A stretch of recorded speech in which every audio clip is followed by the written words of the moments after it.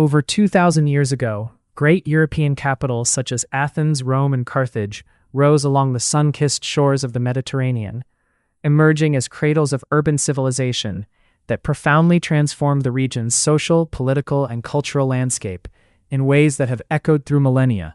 These cities expanded rapidly as waves of migrants from rural villages and distant hinterlands sought not only economic opportunities, but also safety, social advancement, and rich, vibrant communal life, fostering a level of social mobility and cultural exchange previously unseen in human history.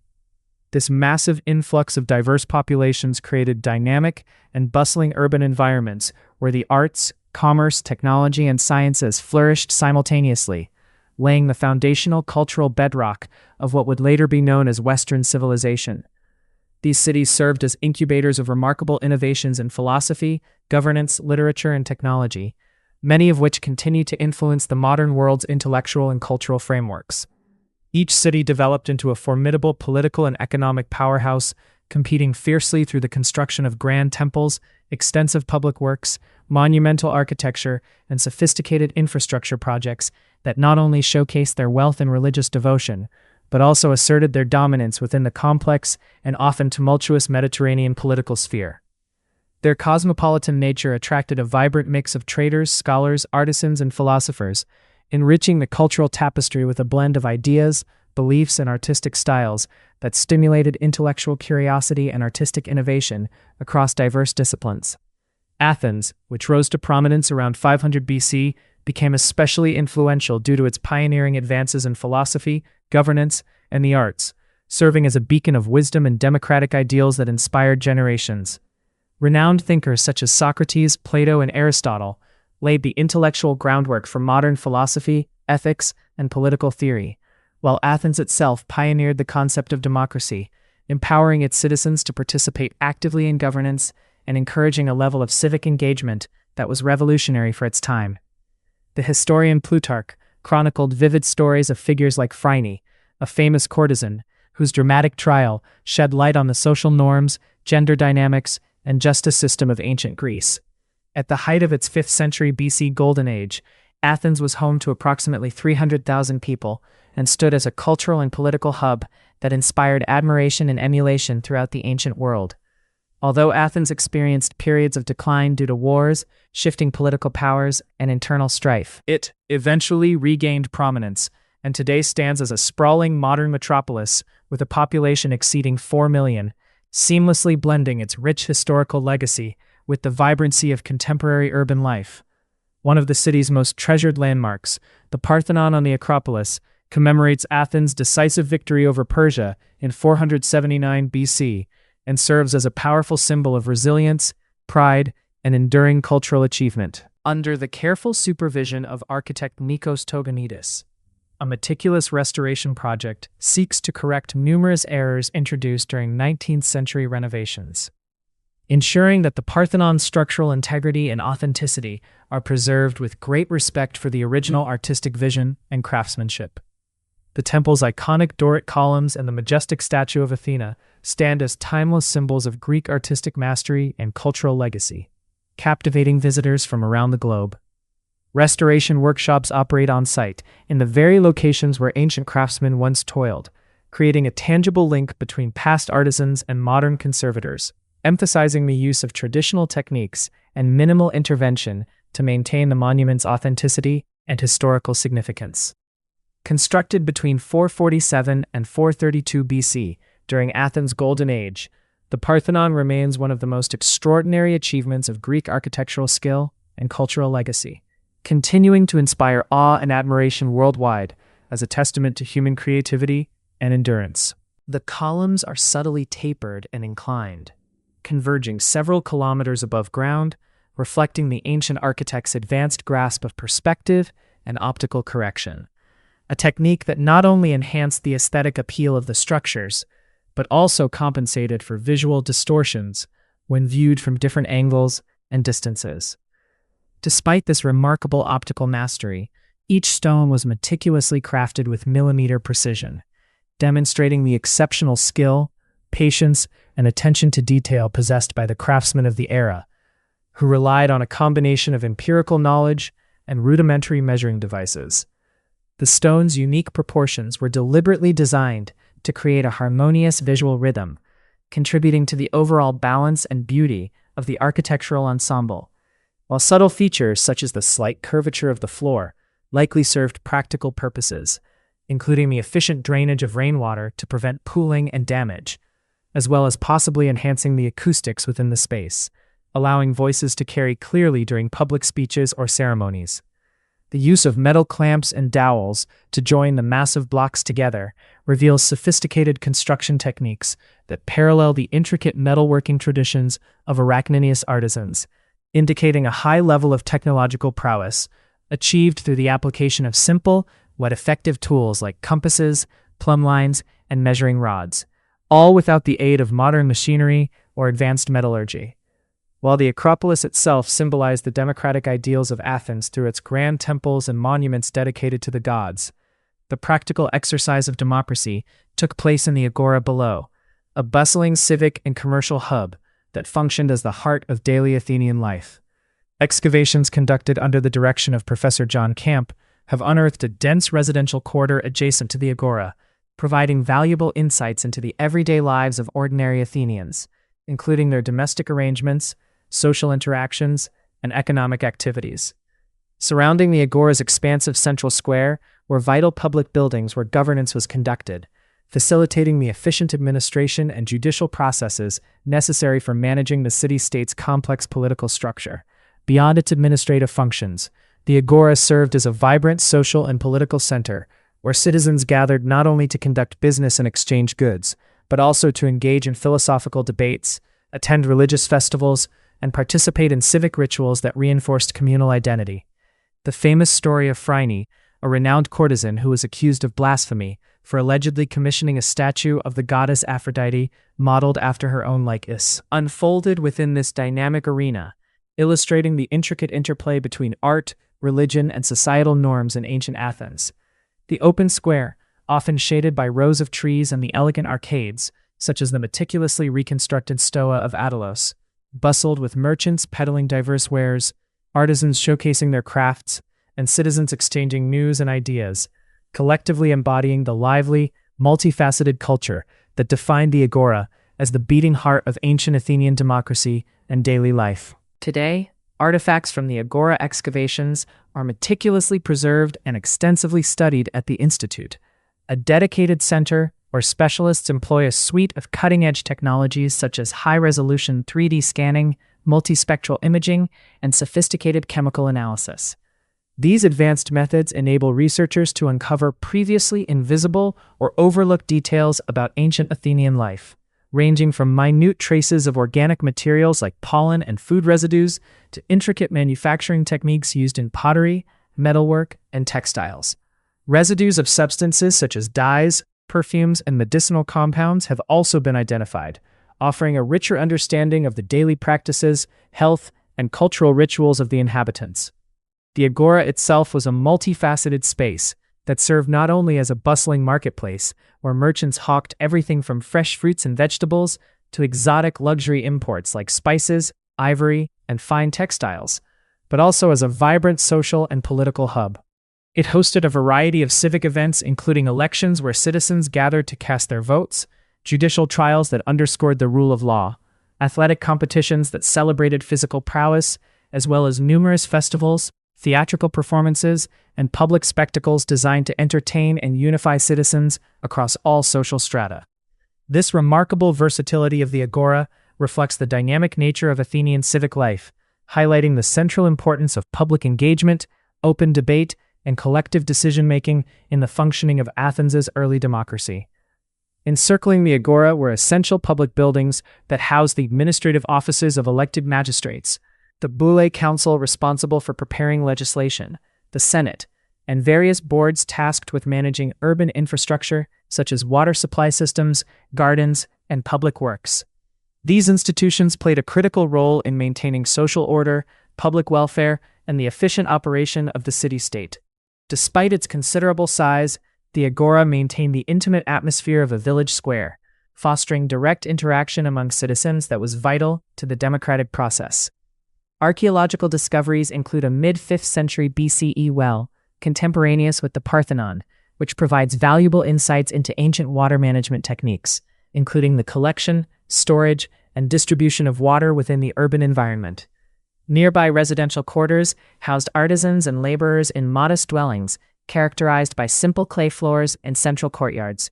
These homes were often dimly lit and sparsely furnished, with small windows strategically designed to balance natural light, privacy, and security needs. Residents typically spent much of their time outdoors, within the Agora and adjoining streets, engaging in commercial activities, social interactions, and communal events, which contrasted markedly with their humble domestic interiors.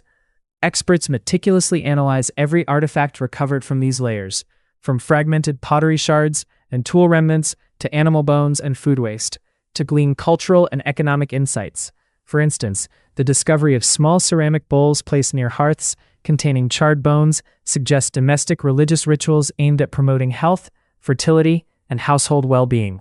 Religious influence also permeates monumental architecture, such as the Parthenon, whose intricate frieze vividly depicts the Panathenea festival, a grand multi-day event featuring chariot races, solemn ceremonies, animal sacrifices, music, dance, and communal feasting that serve to unite the citizenry in shared cultural identity. Unlike many contemporary societies with formal hierarchical priesthoods, Athens operated without an official clergy, fostering a more informal yet deeply respectful relationship between its citizens and the gods, who were believed to mingle among mortals and demanded humility, ritual observance, and moral conduct. During this culturally vibrant era, the renowned sculptor Praxiteles created his celebrated statue of Aphrodite, reputably modeled on the famous courtesan Phryne, thereby humanizing the divine and reflecting the profound intertwining of art, religion, and everyday life in classical Athens. This synthesis of artistic expression and religious belief not only enhanced the cultural fabric of the city, but also offered a personal dimension that blurred the lines between mortal and divine, capturing the spirit of a society deeply engaged in exploring the human condition through multiple lenses. When gods in foreign myths take human form, it symbolizes their divine power and bridges mortal and divine realms, highlighting interaction between humans and gods in a tangible and often dramatic way. This human embodiment frequently marks pivotal moments of revelation or transformation within mythological narratives, serving as a catalyst for change or imparting important lessons to mortals. Such manifestations underscore the gods' ability to traverse and influence the human world directly, often testing, guiding, or punishing individuals. Conversely, when a mortal woman claims to be a goddess, it is perceived as a severe offense that challenges deeply entrenched religious and social norms, threatening the established order and provoking widespread outrage among the community. In ancient Athens, this kind of hubris was considered blasphemous, carrying grave consequences such as death or imprisonment, demonstrating the society's strict boundaries between the divine and the human. This cultural context highlights the danger inherent in Phryne's bold claim, which not only opposes religious authorities, but also destabilizes societal expectations and power structures. Wealthy Athenians, who acted as patrons of the arts and supported renowned artists like Praxiteles, utilized their cultural sponsorship as a symbol of social status and civic pride, thereby fostering a vibrant artistic environment that significantly influenced the development of Western civilization. Among the many preserved artistic traditions is the ancient practice of bronze casting, a craft that has been honed and passed down for over 4,000 years. Today, skilled artisans continue this legacy by casting a tripodon, a distinctive three-legged ceremonial bowl used in religious rituals and as a prestigious award for distinguished individuals. The intricate process of crafting a tripodon involves creating detailed molds from a secret mineral-rich earth that allows for precise shaping, with carefully carved channels designed to direct molten bronze evenly into the form. After the bronze cools and solidifies, the piece undergoes meticulous refinement through filing and polishing to achieve a flawless finish that reveals the artisan's skill and dedication. Historically, tripodons held significant value as awards bestowed upon notable patrons like Phryne, who would display them prominently on stone pedestals in public spaces, thereby preserving and celebrating their cultural heritage. Although much ancient bronze artwork has been lost over time due to melting down or natural decay, Athens itself remained a vibrant and dynamic city enriched by exotic goods and diverse foreign influences that continually invigorated its culture. The ancient Athenian diet, by contrast, was simpler and highly seasonal, centered on staple ingredients such as grains, olives, and locally grown produce, reflecting the agricultural rhythms and preservation techniques of the era. This dietary simplicity offers valuable insight into the everyday lives of Athenians, revealing how they balanced practical sustenance and cultural sophistication amidst their remarkable artistic and intellectual achievements. Very few ancient Athenians regularly consumed meat. For most poorer people, it was reserved strictly for special festivals, religious sacrifices, and occasional communal feasts, making it an infrequent luxury rather than a dietary staple. The high cost and limited availability of meat meant that most Athenians relied heavily on a diet centered around grains, legumes, and vegetables, complemented by small domestic animals such as chickens, goats, and sheep, which were primarily kept for their milk, eggs, and occasionally for wool rather than meat. These animal-derived products provided vital sources of protein and essential nutrients that were otherwise difficult to obtain. Fish from the nearby Aegean and Mediterranean seas played a crucial role in supplementing the staple foods like barley bread, lentil soup, and pulses, offering a more affordable and accessible form of animal protein. The fruits and vegetables consumed by ancient Athenians were quite different from those familiar to us today. Melons were significantly smaller and less sweet, apples were rare and considered a delicacy, and many of the staples of modern Mediterranean cuisine, such as potatoes, tomatoes, peppers, and maize, were completely unknown before the Columbian Exchange in the late 15th and early 16th centuries. Besides common fruits like figs and olives, which were central to the Athenian diet and economy, the consumption of unusual foods, such as grasshoppers and cicadas, remarkably praised by Aristotle for their nutritional value and abundance, illustrates the surprising diversity and resourcefulness of their diet in adapting to the local environment. Athens' extensive trade networks extended far beyond the city's borders, importing large quantities of grain from the fertile regions around the Black Sea to meet the dietary needs of its growing population, as well as fine wines from Asia Minor and the island of Rhodes, which were highly prized both for daily consumption and ceremonial use, reflecting a sophisticated economy deeply interconnected with the wider Mediterranean and Black Sea regions. Archaeological discoveries of Athenian coins scattered across distant lands such as Egypt, Afghanistan, and the Western Mediterranean highlight Athens' significant role as a major commercial hub and its far-reaching influence in ancient trade.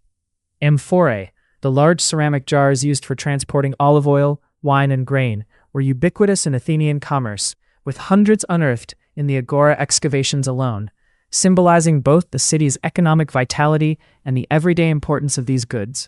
Civic participation was more than a political ideal. It was financially supported to encourage involvement, as evidenced by potters who crafted amphorae being paid even when they took time off to vote, reflecting the intertwining of economic activity and democratic engagement. Beyond the city walls, thousands of slaves labored in harsh conditions in quarries, extracting marble that would be used for Athens' grand architectural projects, with an estimated ratio of roughly 3 slaves for every free citizen, underscoring the city's heavy reliance on forced labor. While modern marble quarrying employs advanced machinery and technology, many traditional methods inspired by ancient practices still persist, preserving the craftsmanship and techniques developed over millennia. Transporting massive blocks of marble from quarries to the Acropolis was a monumental, labor-intensive task, involving oxen-drawn carts and coordinated teams of workers. Athens' iconic monuments, which celebrated democratic ideals and the pantheon of gods, stood in stark contrast to the grim realities faced by slaves, who endured backbreaking labor and limited freedoms.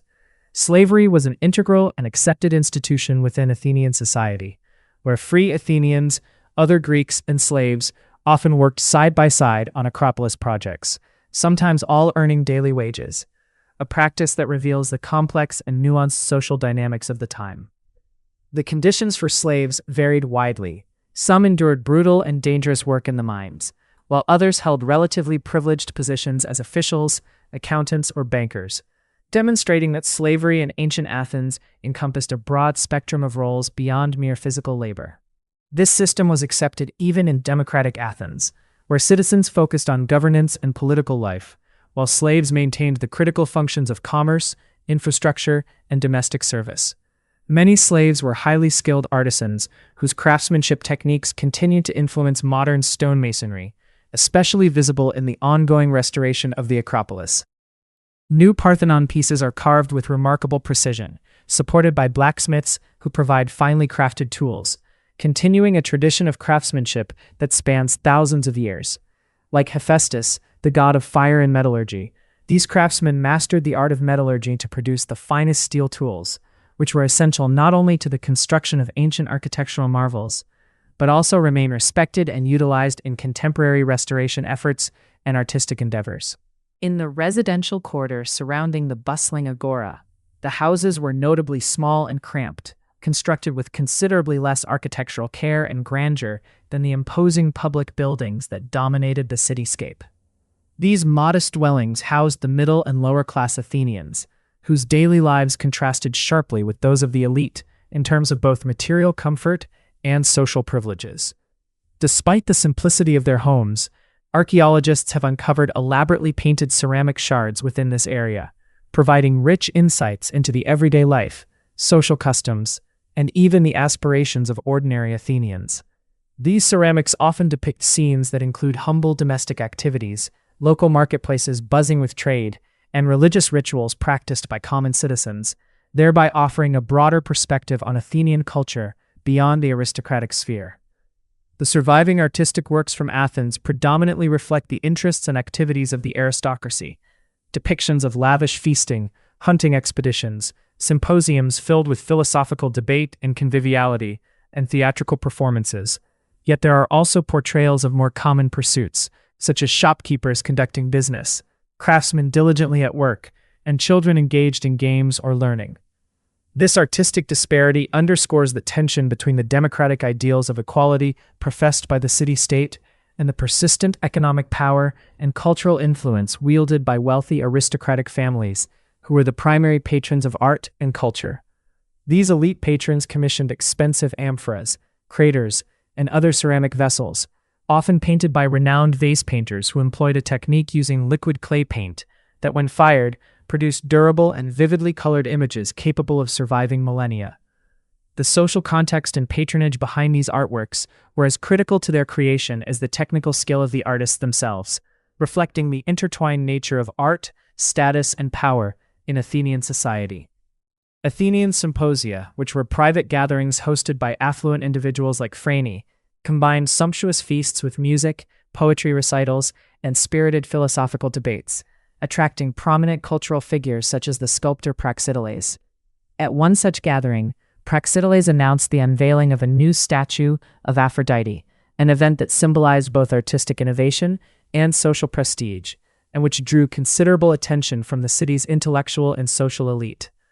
During the festivities, the symbolic meanings encoded in the drinking bowls became apparent, serving as subtle commentaries on social roles, divine favor, and even political allegiances within the complex social fabric of Athens. The celebratory mood was abruptly altered when Praxiteles' slave delivered distressing news that intruders had vandalized the statue, revealing that Phryne had controversially modeled the goddess in her own likeness, an act that blurred the boundaries between the divine and the mortal and challenged traditional religious norms, provoking heated debate among attendees regarding piety and artistic expression. To honor the gods who protected their city and interests, such as Athena, the patron goddess of wisdom and warfare, and Poseidon, revered as the guardian of sea routes and maritime trade, the Athenians established sacred sites, including Poseidon's temple at Cape Sunion, a strategic promontory overlooking the Aegean Sea and serving as both a religious sanctuary and a maritime landmark. Acknowledging the capricious nature of the divine, the Athenians prudently combined their religious devotion with formidable military preparedness, exemplified by their impressive navy of 200 triremes stationed at the harbor of Piraeus. These swift and agile warships not only defended vital commercial interests, but also projected Athenian power and influence across the ancient Greek world, securing the city-state's dominance in the realms of politics, culture, and economics for generations, and enabling Athens to play a pivotal role in shaping the course of Western civilization through its contributions to democracy, philosophy, and the arts. One fundamental civic duty of Athenians was serving as crew on warships, a responsibility that demanded the involvement of roughly 40,000 oarsmen and underscored Athens' unparalleled naval dominance and sophisticated maritime strategy during the classical period. This immense fleet was not merely a military asset, but a vital instrument for protecting Athenian interests throughout the Aegean Sea, enabling the city-state to control crucial sea routes, secure trade networks, and maintain its expanding empire across the region. The composition of this naval force reflected the deeply ingrained social and economic structures of Athens. Wealthier citizens frequently financed the construction and outfitting of ships, often providing slaves to serve as rowers, thereby leveraging their resources for both prestige and political influence.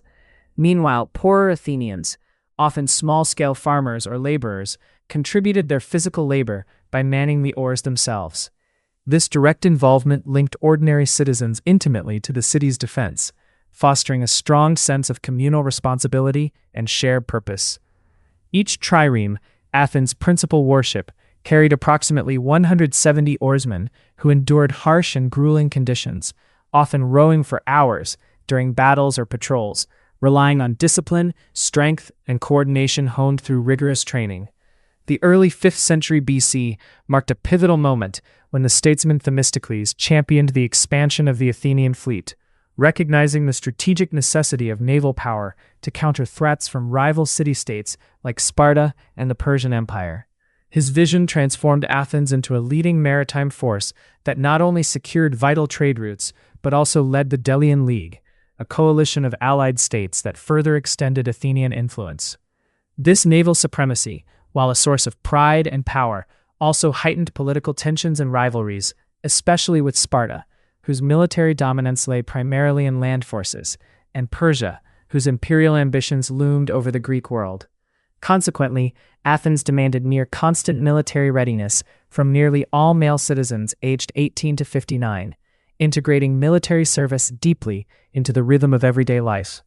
Campaigns were carefully synchronized with agricultural cycles to minimize disruption to food production, illustrating the interconnectedness of military obligations and rural livelihoods. Warfare profoundly shaped Athens' survival, political structures, and economy, influencing everything from legislative priorities to cultural expression. The city's vibrant cultural scene, including theater, flourished as a means of public discourse and civic engagement, especially during Dionysian festivals, where satirical plays performed before large audiences scrutinized social and political issues. Political decisions occurred in the Pnyx, an open-air assembly space that embodied the essence of Athenian direct democracy, where citizens debated and voted on matters affecting their collective future. Literacy was remarkably widespread for the time, with thousands of inscriptions etched in stone in the Agora, Athens' bustling marketplace and civic center, recording laws, decrees, and civic matters to ensure continuity and transparency, despite frequent turnover in office holders. The enduring stability of the Greek alphabet over millennia stands as a testament to Athens' strong traditions of literacy and record-keeping. Among surviving artifacts is a stele commemorating a woman and her husband, illustrating the rich and personal records left behind of real individuals and their lives. One particularly famous figure is the courtesan Phryne, whose life straddles the boundary between history and legend. Her story is immortalized in the annals of Athenian justice, where she was famously defended by the orator Hyperides in a public trial that captured the city's attention. Despite her social status, Phryne faced intense legal scrutiny in the court of public opinion, revealing the often harsh and unforgiving nature of Athens' democratic legal system. Convictions in this court could result in severe punishment such as exile, enslavement, or death, emphasizing the high stakes of legal proceedings. Throughout her trial, Phryne maintained a confident demeanor, embodying the courageous and resilient spirit that flourished within Athens' vibrant yet ruthless political and judicial arena. Her case exemplifies the complex interplay between personal fate and public life in Athenian democracy, highlighting how individual stories were inseparably woven into the broader tapestry of the city's political, social, and cultural existence. This dynamic environment fostered a unique blend of opportunity, accountability, and risk, shaping not only the course of Athens' history, but also leaving an indelible mark on the broader legacy of Western civilization. To everyone's surprise, Epictetus does not contest the accusation against Phryne. Given the complex circumstances, it would be difficult. Instead, she offers undeniable proof that her beauty rivals that of a goddess, embodying Aphrodite's spirit, grace, and presence, captivating all and reinforcing her cultural significance. The judicial system at the heart of this drama is a hallmark of Athenian democracy, founded on civic equality and fair justice, influencing many modern legal systems. Meanwhile, the Propylaea, the grand gateway to the Acropolis and Parthenon, has stood for nearly 2,500 years as a symbol of architectural excellence and democratic ideals. Now undergoing careful restoration using authentic materials, it preserves Athens' heritage. Architect Tessos Tanoulis envisioned it not as a temple, but a secular public space, with benches and open areas promoting civic engagement, reflecting democratic values. This approach blends temple grandeur with practical accessibility, symbolizing Athens' pride in its democratic identity. In art and culture, Phryne was acquitted, allowing the sculptor Praxiteles to complete his groundbreaking statue of Aphrodite, the first major nude female sculpture in Western art. Challenging norms and expanding artistic expression, Athens' rise was fueled by its democratic institutions, fostering arts, philosophy, and science, making the city a Mediterranean leader. Though later eclipsed by Alexandria, Carthage, and Rome, Athens remains the cradle of democracy, inspiring modern ideas of citizenship and governance. This history highlights the lasting impact of Athenian ideals on Western civilization and the ongoing quest for justice, beauty, and community responsibility. Athens' legacy continues to resonate today, reminding us that the pursuit of justice and duty is an enduring human endeavor. The city's commitment to open dialogue, civic participation, and artistic innovation laid the groundwork for contemporary democratic societies. As modern Athens balances preservation with progress, the echoes of its ancient past inspire ongoing reflection on the values that define us. In honoring this heritage, we recognize the timeless importance of fostering inclusive communities where every voice matters.